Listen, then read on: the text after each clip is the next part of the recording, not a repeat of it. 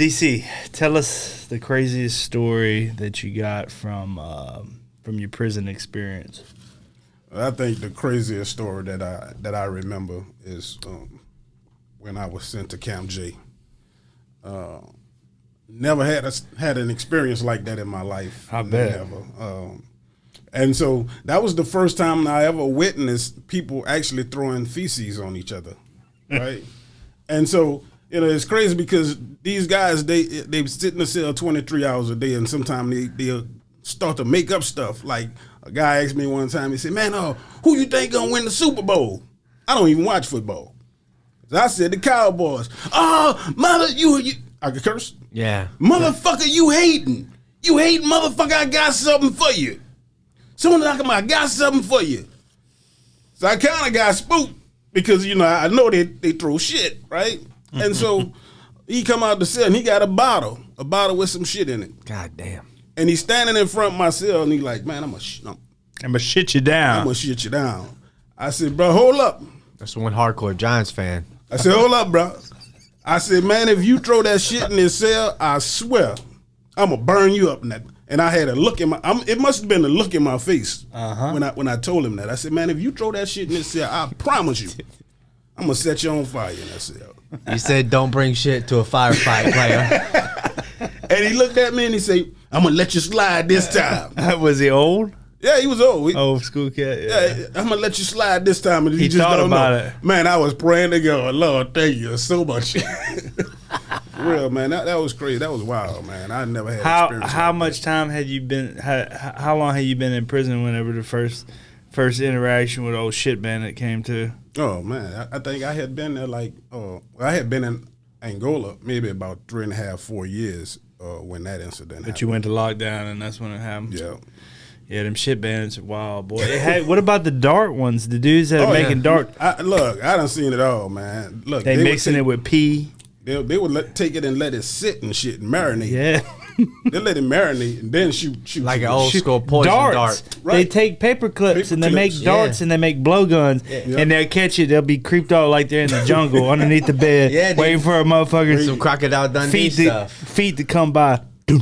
Oh man, look! You should have seen. One of them got the warden. I believe shit it. Her down. I'm talking about threw shit all in her face, all in her mouth, man. So what's up? Like, I guess like when you get locked down, you get a little crazy, and then all you have is your hands and your shit. That's it. That's it. In your mouth. A lot of times can't eat it. Bar fighting. Yeah. Well, so like in extended lockdown, it's a tier, right? So you walk down and you got cells all along. They're separated, right? So you got bars in the front of it. No, everybody's bored. There's nothing to do, so they just get up in the morning with bullshit on their mind. They're like, let me see what I can mess with today. Say, cell 12. Man, cell 12. I had your mom up in here last night, huh? Yeah, you for me. Stuff like that, bro. They try to. You're playing like Battleship, but like with shit talking to people in shells. Right. Yeah. So they try to get you out there too. Yeah. Like so your name's Scott. Say, Lucille. Lucille, I know you hear me calling you down there, pretty hair. So what y'all hollering back to? Well, no. Like, so they want to get a rise out of you. So when it's time to go to the shower, they can. When you come out, they piss you off. Sometimes they want to fight you. They want to see if they can get you out there. So when they like, be ready when them bars crack back, they try to get you in the shower. Right. You know what I'm saying? Fight you, whatever. Yeah. Stab you. Yeah. They wild, man. Well, dudes have nothing. If you ain't on no positive stuff, you just back there trying to figure out ways to pass time, and that's one of them. And then sometimes, sometimes like the way Camp J used to be, you couldn't even be positive. You had to turn into an animal. Yeah. You had to turn into an Imagine animal. preaching on a tier in Camp J. They used to run them too. Yeah. Sometimes you have to be a lion so you can really be the lamb that you're meant to be. You know what I mean? You're like, fuck it, gotta go wild here real quick. That's right. That's right. Well, good deal. This is Scott with Penitentiaries to Penthouses. On my left, I got your best friend in real estate. For all your real estate needs. What else do you do, Scott? We buy dumps for the most part. If you or anybody you know have a distressed property, we would love nothing more than an opportunity to have a conversation, scoop it up under you, rehab it, and then sell it. Get in touch with us. And we want to replace the roof on it as well. Also, if you have any roof needs, missing shingles, insurance claims, we got you.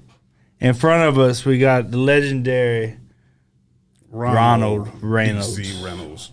DC Reynolds. Tell us how you get your nickname, DC, since you're from New Orleans. Yeah, I'm from New Orleans out the Calio Project, man. Uh-oh. I was so bad growing up, and my mom was like, you know what? I got to get you out of here. I got to get you out of New Orleans before the streets take you. So that's why you got the DC? That's how I got to Who lived in DC? Nobody. It's like a Fresh Prince of Bel-Air situation. So she just sent you on your way.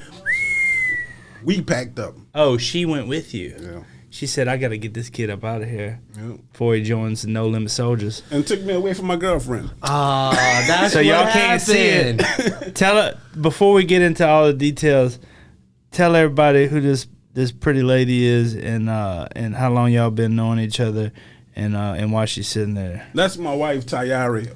Yeah, when we met, she was 12 years old. Mm-hmm. I was 13. Got you a younger one. I'm mine. Her brother and my little cousin was best friends. And so I seen her one day out there with my little cousin and her brother. I told my cousin, I said, man, go tell that girl I like her. Shout out. That's the old school text message right there. Go tell her. And she been my girlfriend ever since then, man. And so, Hey, she been my girlfriend ever since then. So when my mom took me away, she took me away from my girlfriend. Dang. But y'all's hearts left with each other, but it came back. Right. I mean, I would come back to New Orleans, and when I come back, we'll hook up. Link up. Yeah. Good. So you was getting in a lot of trouble in the city. Isn't DC rowdy though? Isn't DC pretty rowdy? Yeah, but we was like right on the outskirts. We was in Alexandria, Virginia, which is like right. I used to go back and forth over there. Alexandria is a suburb in Virginia of DC. Right. So how old were you when you went to DC? 12? I was about 14. 14. About 14. So you had 2 years with your love. Yeah. All right. And then you moved to DC. So tell us about life in DC. Oh, it was lovely, man. I loved it. I was going to school. I was in trade school. I had a job. I bought my own car. It was fantastic. What kind of trade? Carpentry. Okay. And so it was where I was at in Alexandria, Virginia. It was kind of slower than New Orleans, obviously. And so I just loved it. I thrived, man. Everything was different. It was a different setting, different people. So my life just took a major transition from that point. For like in the right direction? In the right direction. Well, that's good. So what so how did you get tangled up in New Orleans and ultimately, wound up going to prison? What happened? Yeah, my mom was in a bad relationship. And so So you grew up and your biological father wasn't in the picture? No, he wasn't there. Okay, gotcha. And so she was with this guy for maybe like 5 or 6 years. And so it just wasn't right. I didn't want them together, right? Mm-hmm. And I understand. When my stepdad first came on the scene, he's a great guy, but I busted his balls for years because at the end of the day, I think every kid longs for their biological parent. Right. They want the mom and the dad to be together, and they act out. Yeah, and so, I get that feeling. Yeah, it just didn't. I didn't want him there, and so him and my mom got into this fight, and so consequently after that, my mom passed. And so when she passed, I just went berserk. I kind of. How old were you? I was 17. 17? Yeah. So you didn't stay in D.C., I would imagine. I did. You did? Yeah, I came to New Orleans for the Mardi Gras. Got to. Mardi Gras. It'll bring you back. Yeah. Yeah. So you came down here on a visit. I came down here for a visit. Did you link up with? Sure did. Always. I came from California. Sure did. You was living in Cali? Oakland? Hey. West Side. Oh, there Yeah. Okay. So y'all linked up at Mardi Gras. Right. What happened? Well, she was telling me, look, don't do nothing, just wait on me, because they used to call us Bonnie and Clyde, for real. Y'all look like Bonnie and Clyde. Y'all actually staying kind of close to the Texas border, too. Where y'all live at now? Alec? Yeah. They call it Alec. Alec. My bad. Alec, Louisiana. Alexander. But Yeah, and so where did Bonnie and Clyde get him to Lake Charles? I don't know, man. I sell real estate.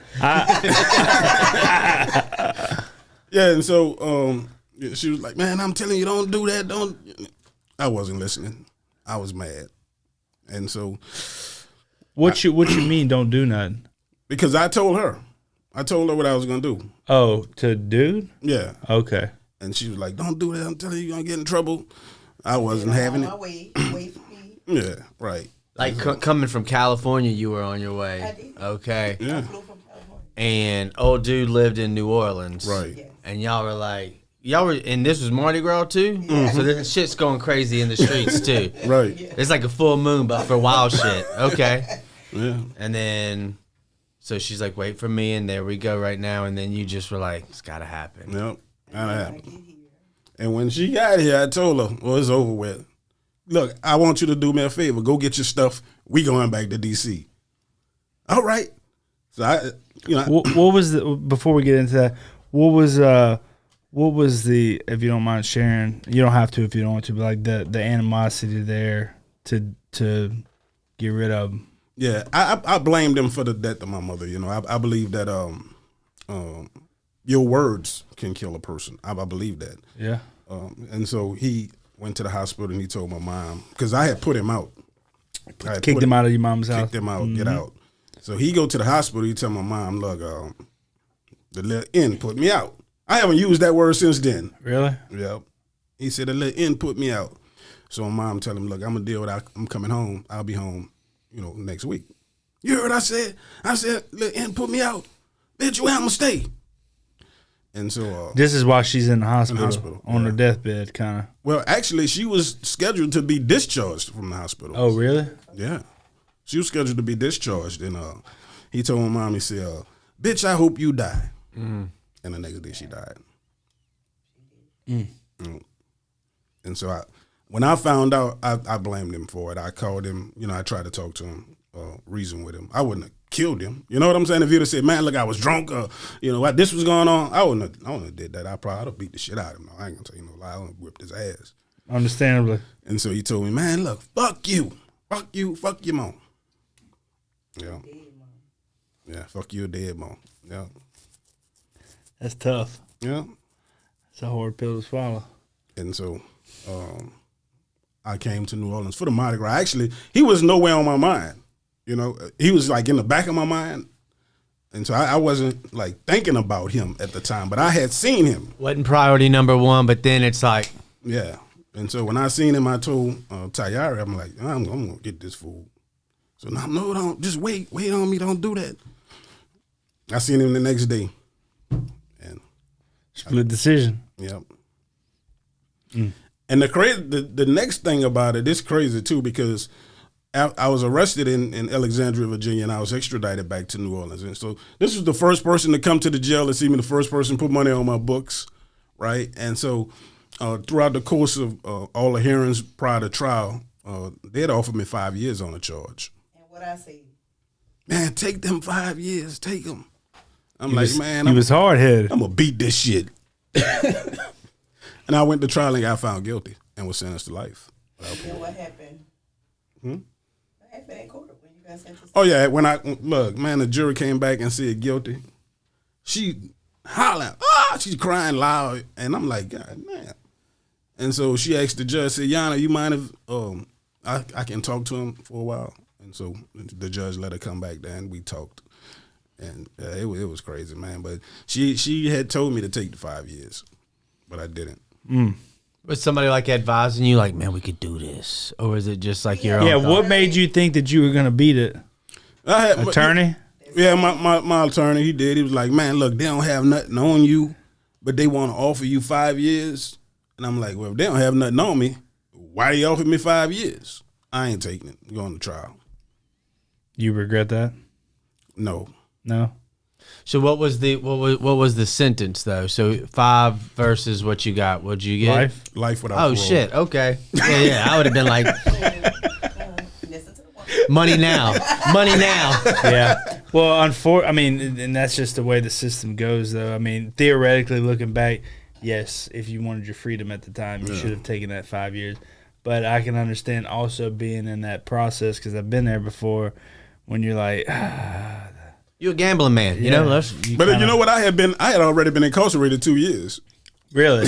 So you would have been released. 2.5 back then. You only had to do half. Yeah, I had 6 months left. Dang, dude. Yeah. Well, so apparently God had a different path for you.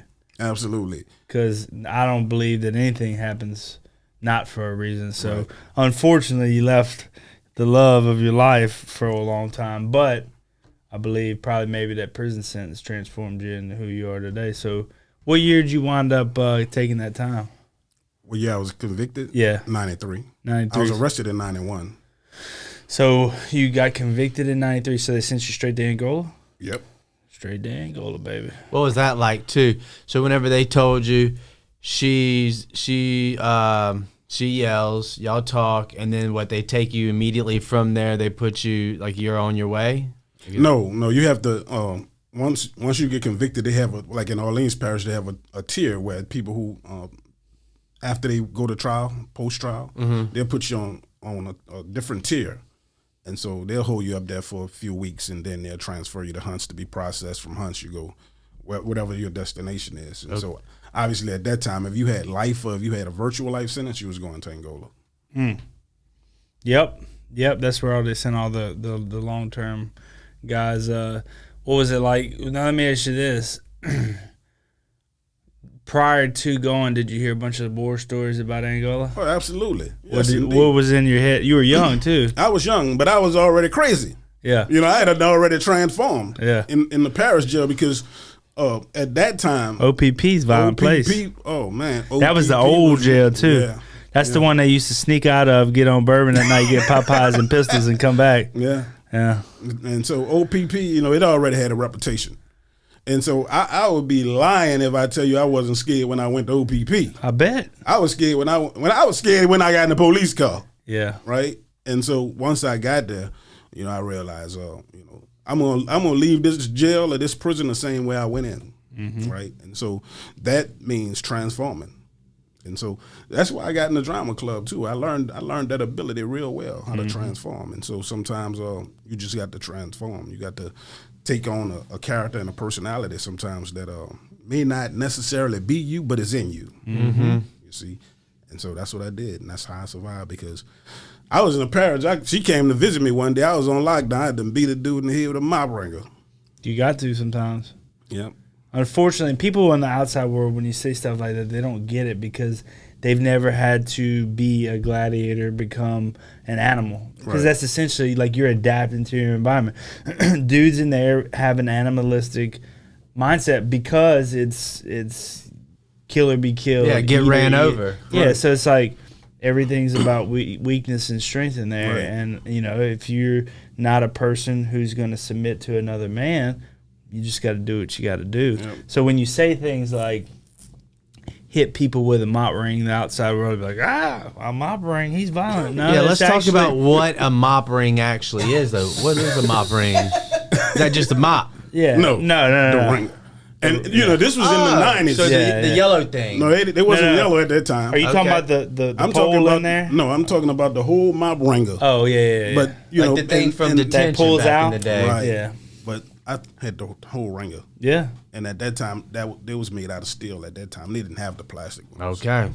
You're thinking about the yellow ones. Yeah, I'm thinking about the yellow ones. Yeah, that's back when they made the good mop ringers. You know what I mean? The good hit a motherfucker ringers right there. That's pretty good. I like. But that. like the other part of that is like that sounds maybe bad. I don't think it's bad because I've did stuff like that before too. But like it's either you hit them with the mop ringer or you get hit with a knife. Right.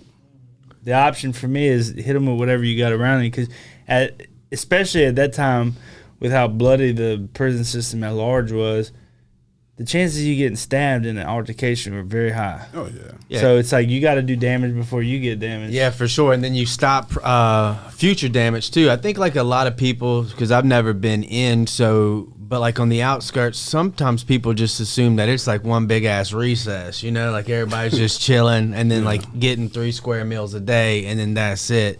So like it's good to educate the public on like shit that you have to go through, because like you're legit like almost every single day. Like you have to be ready, like back up against the wall, mop ringer in hand if it like calls for that situation. So but like a lot of people just don't really realize like what. Tell everybody how life is OPP was.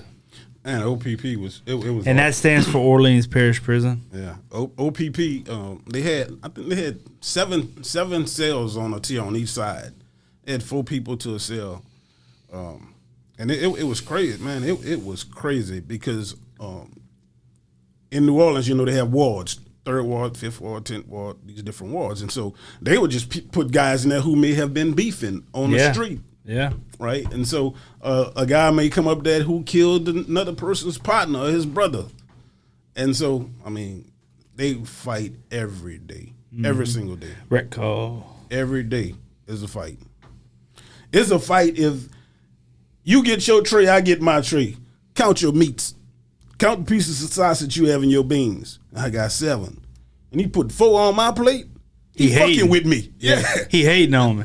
Yep. And then, did you have like PTSD when you got the state penitentiary for hearing slides? You know how like when you're on the slides and the fight kicks off, you hear that squeaky. Yeah, right. When I got to the state prison, it don't happen as often as it does in the parish prison. Those squeaky fights. Mm-hmm. So every time I heard somebody's slipper squeaking, I'm doing like this, like because you never know what's about to. Somebody's either about to tee off on you or they get in a fight, stuff like that. Dude, it took me months to shake that little noise syndrome that I had going on, because every time I heard that squeak, I would jump. You know what it took me a while to stop doing? When I get ready to take a shit, taking one pass leg off. I did that too. Well, so you can be ready. That's what that move is. Yeah, you got to be. That's when somebody gonna get you. Just making sure. What about kneeling to pee? What's that about? Is that a thing? Kneeling? I don't know. Somebody sitting. I don't know. Sitting to piss. Somebody was like, "This is what it's like." Things that you can't like shake, and the guy was like kneeling, like just like on one knee, just kind of like Tim Tebow and while he pee. I don't know. Internet's crazy. Omit that. That must be some New Zealand prison shit. I ain't never heard of. They're probably like, Scott's stupid. Just send him something. You know what? That meant? Maybe the red hats back way back, because they had a hole in the ground. They didn't have toilets. Yeah, that might have been like some 1800 prison system stuff. You might be on to something. We just don't know about it. I'm on that new stuff, y'all. Sorry about that. Anyway, let's go. No, but it is amazing how different the parish prison is from the state penitentiary. Yeah. Even though Angola, when you went, was a bloody place, it's still more respect. These youngsters, especially now, man, the youngsters in the parish prisons now, they're out their minds. They make you want to kill them because they don't have no respect.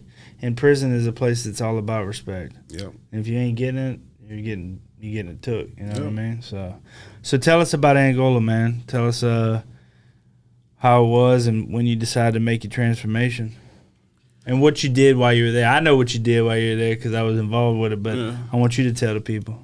Well, like I said, I transformed, but that crazy person who I exhibited every now and then, that wasn't really who I am. And so, I always knew that I wanted to learn. And so, what I did, I got involved with the organizations, the clubs, became a club president. What clubs were you in? I was in the drama club. I was in substance abuse. I was in Alcoholic Anonymous. I was in Angola Special City. You a friend of Bill? I was in the Lifers. Are you a friend of Bill Wilson? No. Bill W? Yeah. I was in the Lifers. I was in almost every club up there. And so I started I got in GED school. Got my GED in like 3 months. And got in Votech school, got my finished carpentry. Then I started taking college courses from LSU in psychology. And then they offered the sign language program. And I got involved in that. And I realized I liked it. Yeah. Well, I remember coming from Rayburn, you had the one person at each prison that was that was really good. Yeah. So, and I remember everybody talking, ranting and raving about how good you were at sign language. Yeah. And then you went on vacation for a little bit. Went on lockdown. Yeah. I wasn't going to say it. You went on vacation for a little bit, but you come out and you was doing it again. But that never took away from the talent. And apparently you kept abreast of it while you were in lockdown, because you came out and you still I used to sign to myself. I used to sign in my head. I know. I did the same thing. I used to when I was practicing before I got proficient, that's all I did was sign. I put headphones on. And I had these these sermons from Bethany World Person at the church, and I would listen to Jonathan Stockstill preach, and I would, the little magnet mirrors. You can't. I mean, they're not mirrors. I had about 20 of them, and I would put them on my locker, and I had my headphones there, and I just signed them myself. Yeah. And then, as time went on, I got to hang around with the deaf guys, and that kind of molded my language. But yeah, dude, if you got it, you obviously had it like I had it. It's addictive, dude. You become strung out on it. Yeah. Your whole day is spent trying to figure out signs. Yeah. Learning hand modality. Trying to, your hand-eye coordination has to be on point to do sign language. Right. So you're constantly trying to figure out the shape of the sign, how to do it right. Asking it, is this right? Yeah. Yeah.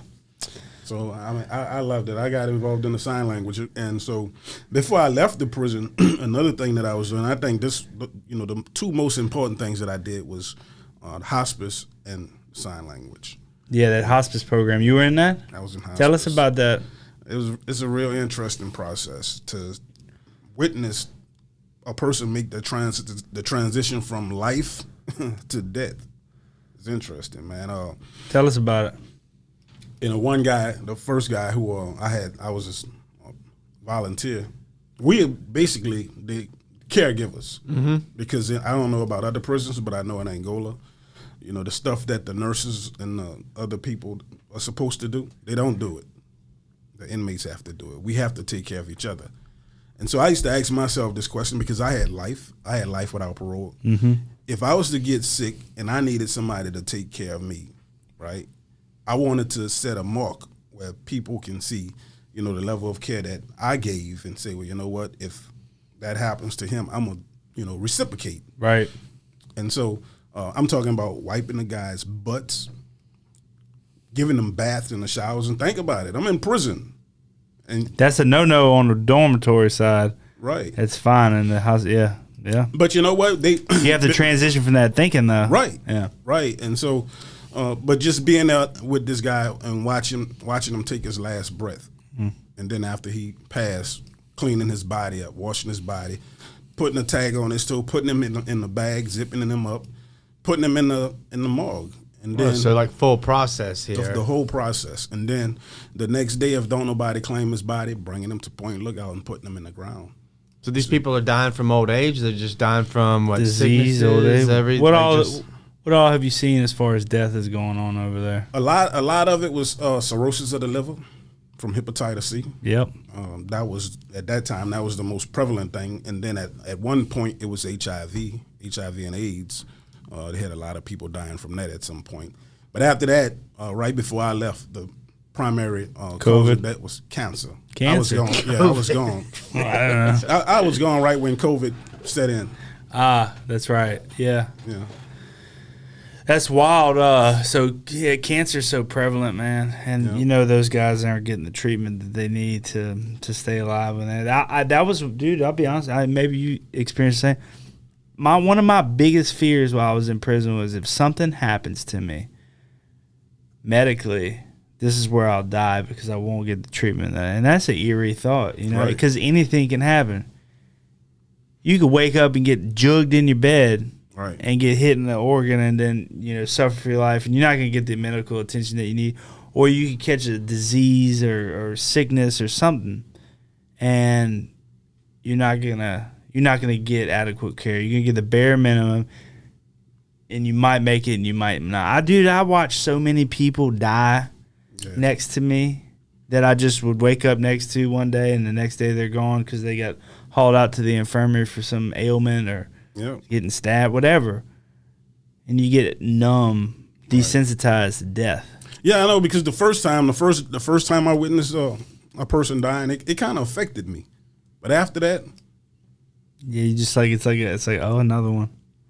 Yeah, and part of the training is learning how to disconnect. Yeah, vicarious trauma. Yeah. So what you're like, and how long was it the first time that someone, I guess, left us or left you? How long were you, like, I guess, like taking care of them before they passed? Oh, the first person who passed, I think, maybe like 2.5, 3 months. Okay, so like, this is gonna sound insensitive, but does it leave you like empty, almost like your favorite TV show ending, and you're just kind of like, what next kind of a situation is, or are you questioning like life, I guess, whenever someone's dying? Like, how did you feel about that? Like, and I'm just curious, just for me, you know, like seeing someone die in front of you like that, like just perish off. Yeah, and like I said, the first time it was mind blowing, and it took me some time to get over it because I had became close to this guy. Yep. You know, I'm sitting with him all night long. You know what I'm saying? Fixing his food, putting ice in his mouth when his mouth get dry. And so I was with him all night long. And so when he died, it kind of messed me up. But then after that, I learned that, I can't allow that to take it personal exactly. or, get that emotional attachment. Give great service, give great care, but don't let it. And then I think the most important thing that I learned was that we're not here to stay. Yeah. Right. And so knowing that, now I've had the opportunity to see it transpire, the whole process.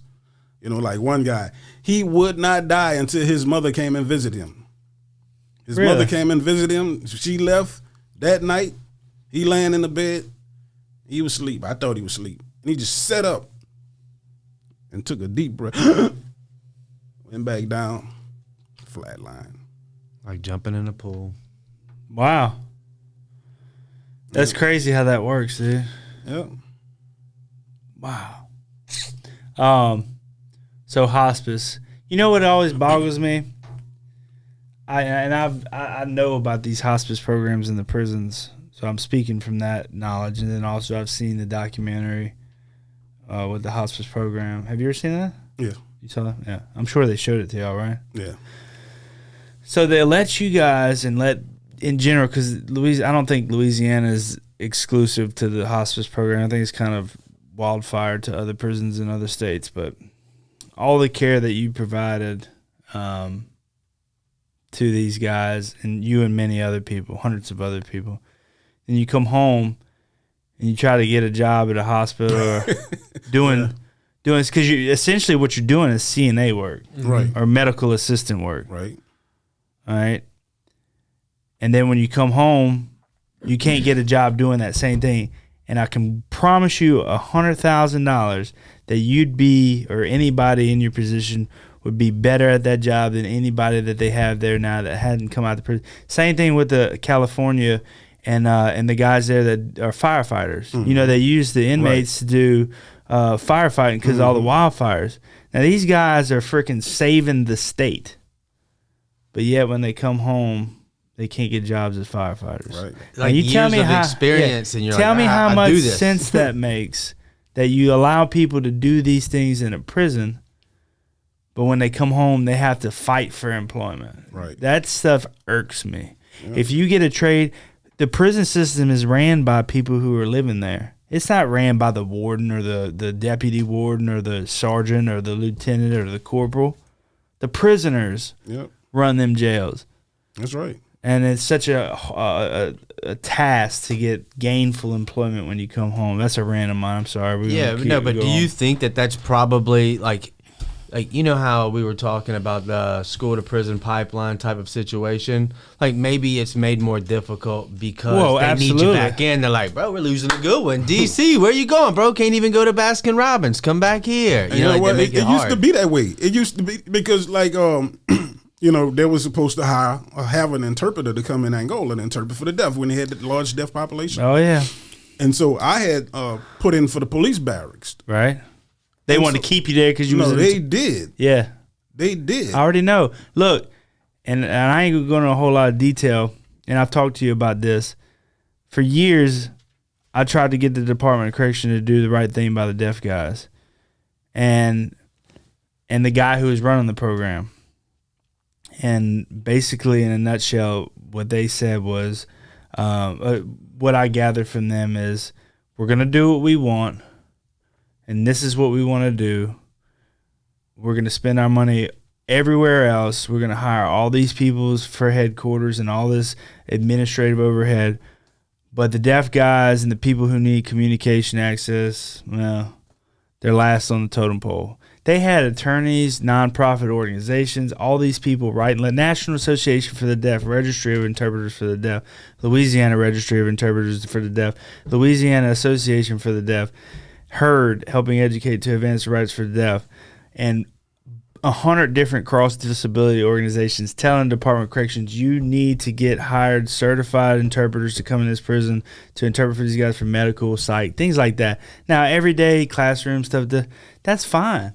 And teaching sign language is the greatest thing that you can do in prison. Right. And giving them a skill to come home to, like we did. But, like, in the capacity of private information, what if one of them guys got AIDS? You think he wants the whole inmate? And interpreters that are in prison, they're not bound by any code of ethics. So if I was a malicious person and a deaf person told me that they have AIDS or hepatitis or some ailment or some personal information, what holds me liable for not spreading that information? Right. And so that's what I always advocated for. It was always told to guys up at the prison, like I was trying to shut that program down. That's the last thing I was trying to do. I always advocated for sign language in prison, but certified interpreters for important things. Yeah. And they would never do it. And so they got sued, and they got sued, and they got sued, and they got sued. And it just showed me how powerful that state agency is. Because when you think about this, these big national organizations that I just named fighting the Department of Corrections with ACLUs and Southern Poverty Law Center attorneys and different things like that, and they're not making any headway. Yeah. That just lets me know how powerful these state agencies are. Yeah. And they're knowingly and willingly breaking ADA law, violating ADA law and stuff like that. And they go scot-free. Oh, it's powerful in this state. I know. Louisiana. I figured it out. After years and years of fighting, I finally realized, because I was losing myself in that fight. I was so angry about it. And I realized, like, this is bigger than me. I'll always stand up for what's right, and I'll always advocate for that. But, like, I lost myself in that process. For years, I worked with different organizations trying to make that happen for them guys. And it's like this is about how far I got. Yeah, like throwing rocks into the ocean. Yeah, just like man, it was a crazy. Like, that was when I really understood how thick and powerful corrections is as a whole. Oh yeah.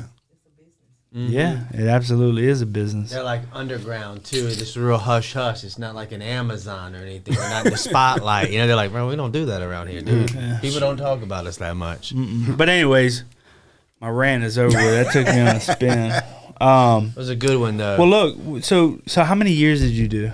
28 years and 9 months. Jesus, my heart hurts. How many did you do? 5. He did the 5 years. Yeah, I did what you was supposed to do, dog. That's why I laughed whenever you said COVID, but he was like, "No, I just missed COVID." Like, shit, he was in there. Yeah. 28 years, man. That's a long time, dude. So tell me, like, at what point did you start gaining hope that you? Well, let me ask this question, because a lot of our audience always likes to hear this, like, and you can answer it however you want. It means no difference to me. I get it. But, like, did you ever come to a place of remorse for what you did, or anything, any type of realization about the reason that you were in prison? Initially on my own, no. But after I came home and I got married, and my wife and I, we talk about everything. Mm-hmm. I can tell. Right. Y'all are Bonnie and Clyde. And I was like, she asked me, she said, are you sorry for what you did? I said, hell no. No, I'm serious. Right. And hell no. In the mindset of your mother. I get it, yeah. And she, she was instrumental in me looking at the whole situation that I did different, right? And so, anything short of a person trying to take your life or the life of, somebody, another life, mm-hmm.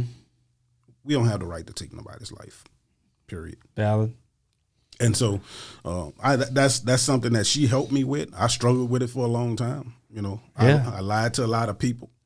Saying you did, but yeah, I get you got to do what you got to do cried, to get out, bro. I had tears coming out of my eyes and everything. Yeah. But I appreciate your honesty on that too. Yeah. Deep down in my heart, nah. no. But now I realize what I did was absolutely wrong. Yeah. Right. Did he ever have any like family that tried to come to court or anything like that? Or He had a cousin that testified against me. yeah. But when I went on the parole board, none of his family wanted No to. victim opposition. None. That always works out in your favor too, especially when you're going. So let me ask you a question: with life without parole, did the parole project help you, or how? What happened? I was a juvenile. Oh, you got sentenced as a juvie. Yeah, he was 17. So you fell under the same thing Andrew fell under. Yeah. Was it the Montgomery Miller? Yeah, there's a few folks. Yeah. Okay. I didn't know you. I didn't know that was you. Yep. I didn't know you fell under that. So, damn, they gave you life as a juvenile. Did they just surprise that news on you, or were you following like the evolution yeah. of it going? Well, I worked in the law library too for 10 figured years. that. Right. Hey, whatever happened? I don't mean to. No, do. you're What's good, up man. with Hooks? That's our boy. That's our Your boy. That's my boy too. I like Lil Hook, man. Hooks wrote me this morning, man. What's up with him? So he is waiting on. Hooks a is lawyer. another guy that was in the sign language program. What's with up, us. Hooks? If you're listening, You gonna He hear it ain't one gonna day. Yeah, so he That's has a law librarian studying Oh, yeah. son of a gun. But go ahead. What? That's who I did my figured case, that. man. Well, so is he coming home or what's up? He's trying. He's in the process. Hooks' parents are deaf. yeah. Yeah, that's how he learned sign language, and he got involved. But I remember they used to come up to hunt whenever we would go to hunt, Yeah. and they would come. But what's the deal with him? Yeah, he has some lawyers that's helping him right now. Good. So Hooks helped you get file for eligibility on Montgomery versus Miller. Right, because remember, and to answer your question, when Miller was announced, when Miller was announced, I was on lockdown again. You wouldn't. No way. Yeah, I was on Just lockdown joking. again. And this time I went on the rodeo grounds and got drunk and It happens, bro. slapped the guy. It happens, bro. And so I was sitting in a cell, man, and I remember watching it on the news. it's like Mardi Gras. You know what I mean? If my man keeps on it's just like Mardi Gras. I'm home. Anyway, so you went to lockdown. What happened? Yeah, I was sitting in the cell, and it came on the news that that if you was under the age of 18 at the time of your crime, that the state had to give you a meaningful opportunity for release. And when I seen that on the 12 o'clock news, man, tears just started coming out of my eyes. I bet. Yeah. What was I that, bet. 2018? When was No, this? that was 2012. Okay. Yeah, that's when they started doing it. Right. So So it you've took had a some It time took in from there, too. 2012 all the way to Andrew. 16 Yeah. or I think it's four, no. 18. No, it took longer than that. Andrew been home a long time. Okay. Andrew been home since 2016, I think. Right. So he was the first. He was one. the first one. So and even the guy that the bill was for, Montgomery, he didn't even get out He until got out after me. Yeah, yeah. Isn't that crazy? But anyways, so in 2012, you found out. Now did Hooks start helping you write? Yeah, I was on lockdown, so Hooks filed everything for me. Mm-hmm. He would file it, send it back there to What was the process? What'd you have to do? just file it in court. Like that to Like a go back for post-conviction. for reconsideration? No, it was a post conviction. So what they did, they was bringing you back to court, reviewing your record to see whether or not you was the worst of the worst. Okay. And so they was looking at the circumstances of your crime, and it was all up on the district attorney whether they wanted to seek a hearing to proceed to give you life without parole, because there's still some juveniles who can get life without parole in the state. All right. What constitutes that? Your crime have to be so heinous that it would shock the Yeah. conscious. Okay. Like Wild Boy Yeah, shit. yeah, yeah. Mhm. Like you ate your family members. Yeah. Yeah. And okay. so Hooks filed everything. So I wound up going back on court order, and they still postponed it. Then they come back and say that it wasn't retroactive. Remember that? They said it wasn't retroactive. Oh, I do remember that. So they was trying to say everybody moved, it was perspective or whatever. Right. Yeah. Yeah. How are you getting this to Hooks if you're in? Hooks be coming on the line. So He like came you're- down the line when you was in lockdown. He come see you. Mm-hmm. Yeah. you're So whenever you're an inmate chaplain or an inmate counsel, which is paralegal. Yeah. And these guys have paralegal certifications. Mind you. These aren't just dudes who like studied, They just walk around with the book like, hey, I'm here. Yeah. Now Chris did. Chris wasn't, but Chris, he got himself out of prison, so he's different. But these guys Chris be digging them. Chris be dicking them. Yeah. These guys have paralegal certification. They went through the program and stuff like because they offer that there. But so Hooks is he's an attorney essentially without the bar. Yeah. He's helped a lot of people go home too. But he just got Frank Man out. You remember Frank Man?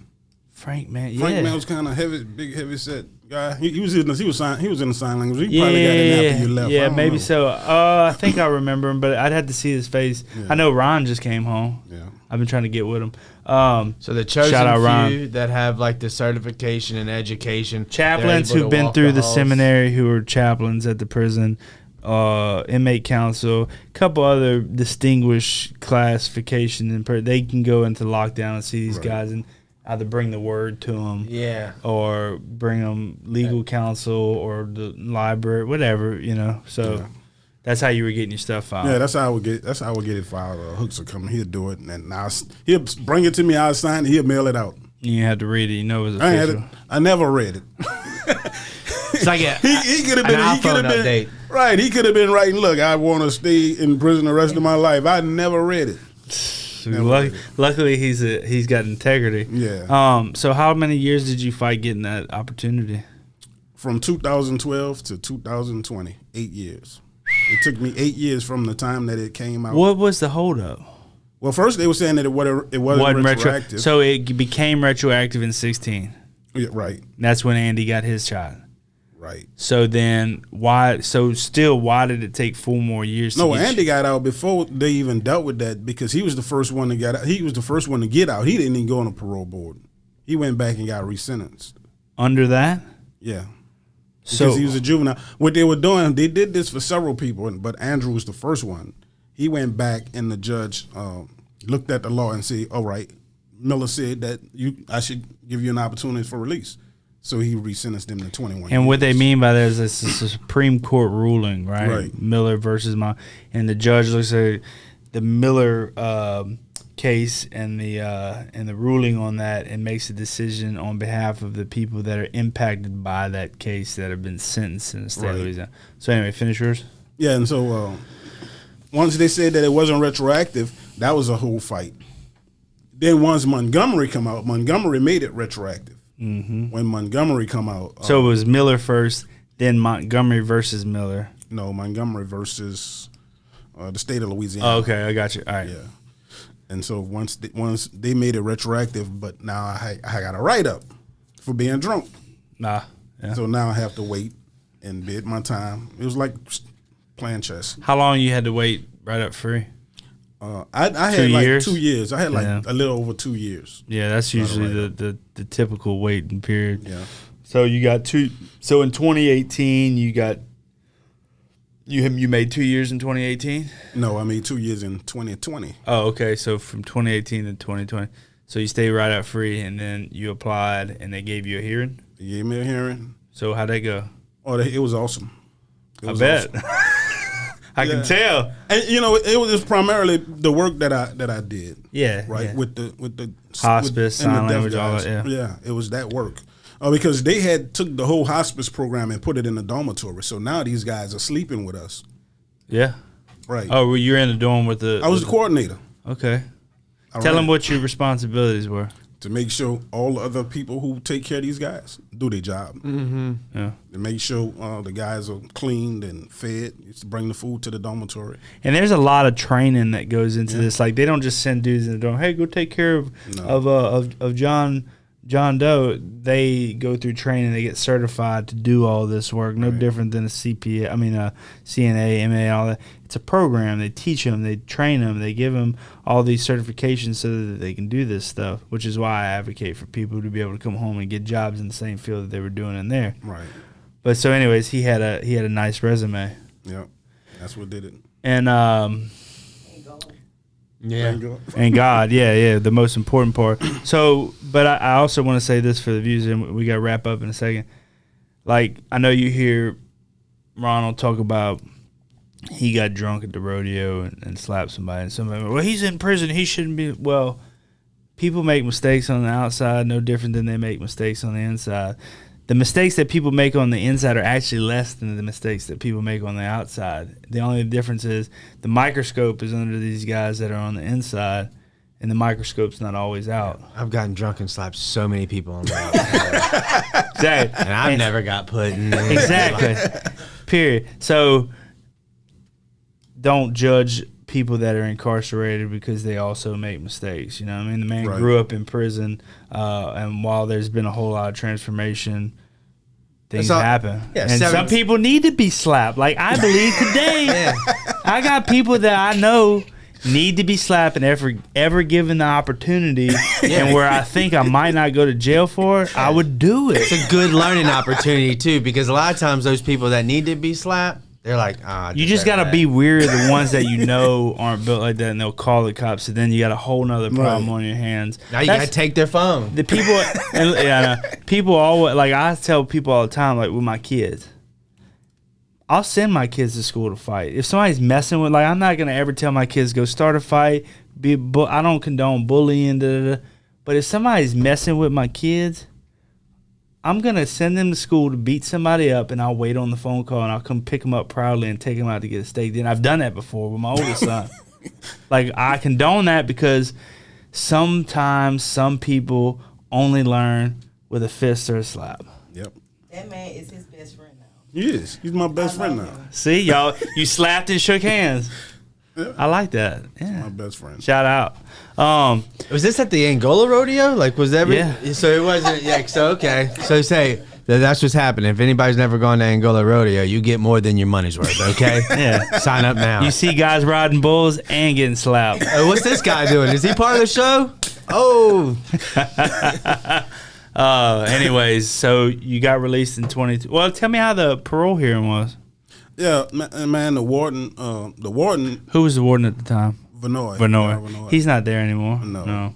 Good dude though. Yeah, he is, man. Yeah. The warden told the parole board, the stuff that this guy do, I couldn't do it. I'm not gonna wipe nobody, but I'm just not gonna do it, right? And he was just explaining all of the stuff that we did in the program, even with the deaf guys. And so he said, if there's anybody that I can say deserves to be released, it's this gentleman right here. And you were doing all that before? Yeah, I was doing that before I even was eligible for parole. Yeah. So so it wasn't like, I got parole eligibility. Let me do all this. Yeah, we didn't even have parole at that time. Yeah, so I mean, so you got released. How'd it feel?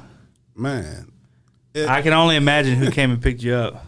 It wasn't me. It wasn't you? No. Dang, I'm surprised. It was the parole project. Oh, Andrew and them. Okay, because they have to. Yeah. Okay, I got you. Got you. So you got released in what month of 2020? January. Right Fresh before, new year. Yeah, right before all the shit hit the fan too. Right. So like you get out of prison and all of a sudden lockdown. I got out of prison. I called Scott. Scott hooked me up. Yeah. And I had a little gig. Yeah, I got him some sign language interpreting gig. Yeah. Then they shut the schools down. I know, man. That was unfortunate for a lot of people, dude. A lot of people lost a lot of work. So let me ask you this. What was your biggest challenge coming home? Being able to be around a lot of people, like being in a crowd. I couldn't handle it. He didn't like the quiet. I didn't quiet. Like when I was at the house in Baton Rouge, I used to sleep with a knife. He said it was too quiet. Yeah, I get it. Yeah. So like I guess you're always like hearing something, whether it's like the lights, just the echoes of just something, and then now you're just like. My wife got up this morning at 2:30 to go to work. When she left the house, I started hearing stuff in the backyard still. But I look at the cameras, but I'm not as paranoid as I was. I've been home like 3 years, almost 3.5 years. Mm-hmm. But I'm not as paranoid, but I still have a little of it. Dude, he used to always get up for count. You still got up for count? I wake up at 3 o'clock in the morning. Did you sit at the end of the bed? I sit on the side. I'm serious. Tell everybody on the camera about count. I mean, a lot of people might know, but tell them about why what they do and why you gotta be counted. Yeah, well, people get happy feet. They will run off, and so to prevent that, So for 28 years, this man participated in count every single day. You have to sit up. You have to sit on your bed facing the front to be counted. Yep. Yep. So it's an old habit. It's hard to die. I bet. So are you still sitting up for count, or you broke that? I kind of broke it, but I still wake up early. Not as early as I used to. Yeah. But when I get up, I still sit on the side of the bed for a little while, because if I jump straight Wait up, on Sergeant come in. Count. Ciao. Man, that's crazy. So tell everybody what you're doing today. Well, I work for the city of Alexandria. Dang, what you doing? I'm a carpenter. Uh-oh. Awesome. Yeah, I'm a carpenter.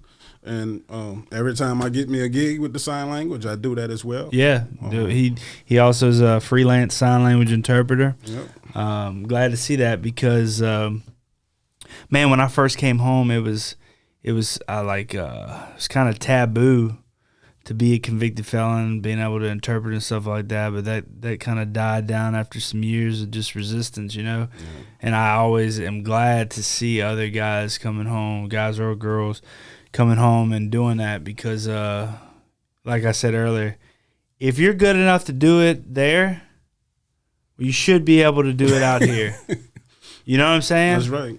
And I'm a firm believer in that, and I stand on that till the day that I die. But I'm proud of you, and we're happy to see you out here, and we continue to see you. And I always, I see y'all's pictures every day, so I love them. Yeah. Well, I appreciate you too, man. I appreciate the work you're doing. I even appreciate the platform that you set for us. Yeah. Right? Because I can just imagine when you came out, you was probably the first person to come out of the program who took the skill on the road. Yeah. And so I know that you struggled with a lot of stuff getting your foot in the door. And so what it did, it made it easier for us. Yeah. Or people like myself. Yeah. It was my pleasure, man. I appreciate you, man. Well, look, we appreciate you coming on. We're gonna have you back eventually, and y'all have a safe trip to Tennessee. Yes, sir. What y'all going to do? We going to graduation. Graduation. That's right. Your nephew. Yep. Yep. All right, and we appreciate you coming too. Yeah, thank you so much. All right. Until next time.